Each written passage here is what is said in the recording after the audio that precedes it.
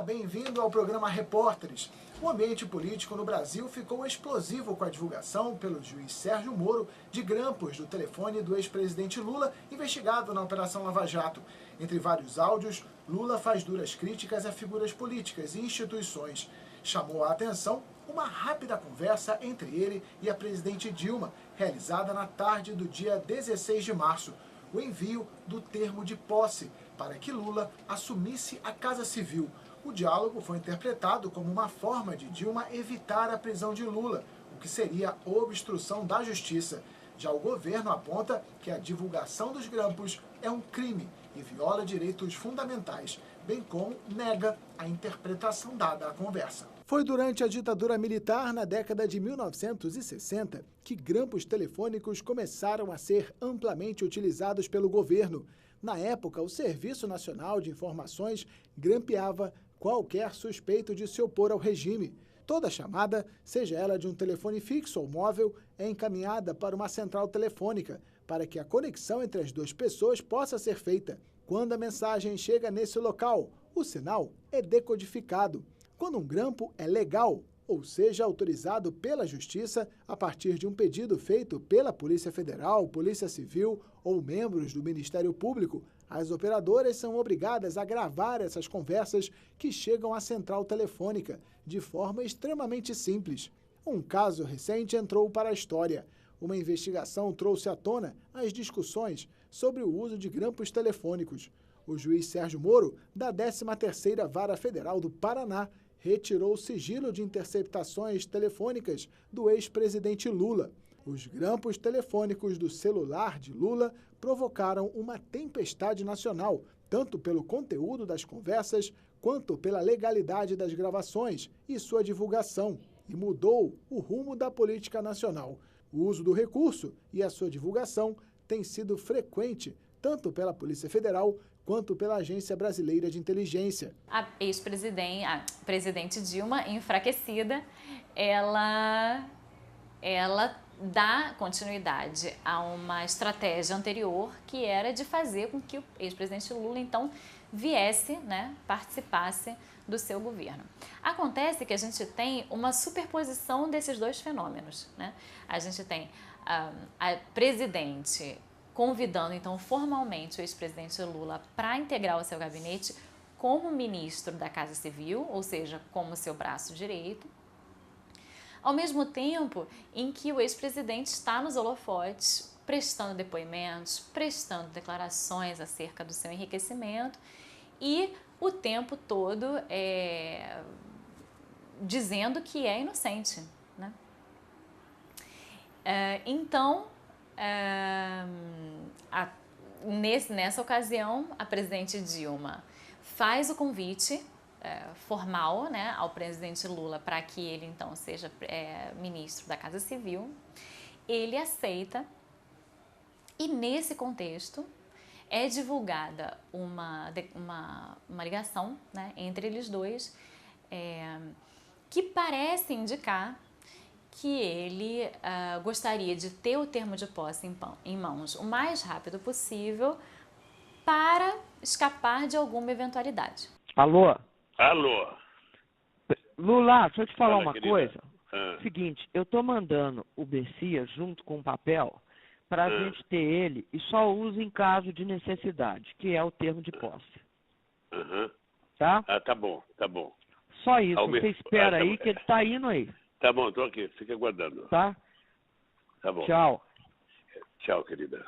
O grampo feito pela Polícia Federal traz uma conversa entre a presidente afastada Dilma Rousseff e o ex-presidente, horas antes da posse dele como ministro da Casa Civil, que acabou não acontecendo. Do ponto de vista como cidadão, foi como se fosse um carimbo. Você vai ao cartório, você tem todo o documento ali, só ratificou. Ratificou o que todo mundo já imaginava. É muito interessante ver que todos já esperavam isso. Antes mesmo da conversa sair, já era o que todo mundo se esperava, já saía na mídia. Esse interesse da presidente Dilma de ter o presidente Lula ali, mas para evitar que ele não passasse pelo juiz Moro.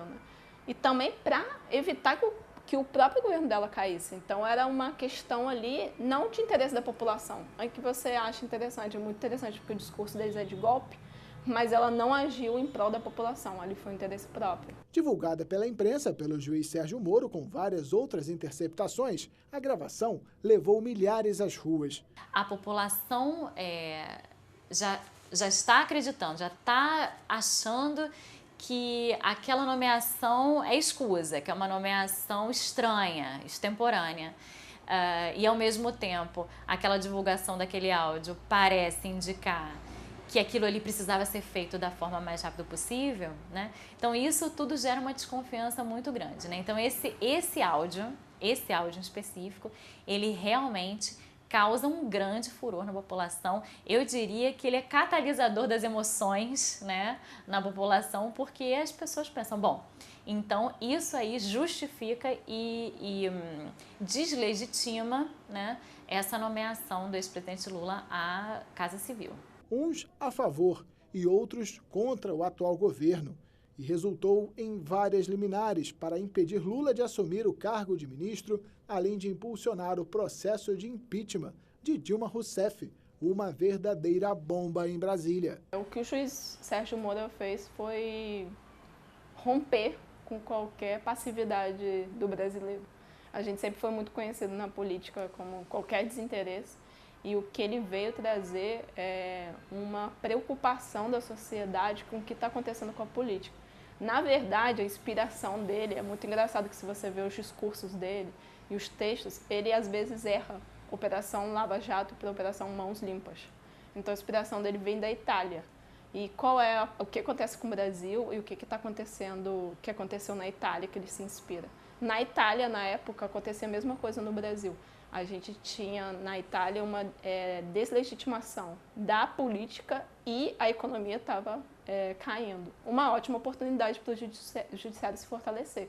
Só que o judiciário não pode se fortalecer sozinho. Então, o que ele fez? Usou a mídia para ser o principal caminho para poder legitimar esse processo contra a corrupção. E foi a mesma coisa aqui no Brasil. A nossa parte legislativa, o executivo, o político está totalmente desfacelado. A gente vê deputados, senadores que, ao longo dos anos, são totalmente passivos e não têm modificado a nossa estrutura política. Ao contrário, a nossa estrutura política nos prejudica bastante. E também você tem um executivo que está à mercê.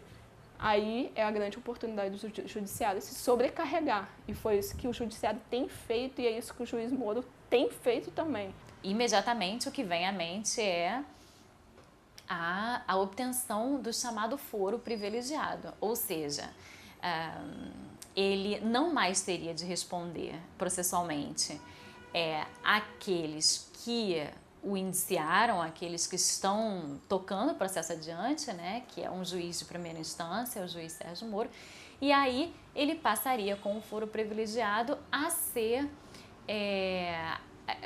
então investigado, né, o caso dele então passaria a estar só sobre o escrutínio do Superior Tribunal Federal. No próximo bloco, vamos comentar a legalidade da quebra de sigilo de conversas telefônicas de Lula. A decisão do juiz Sérgio Moro dividiu opiniões entre especialistas do mundo jurídico. Não perca!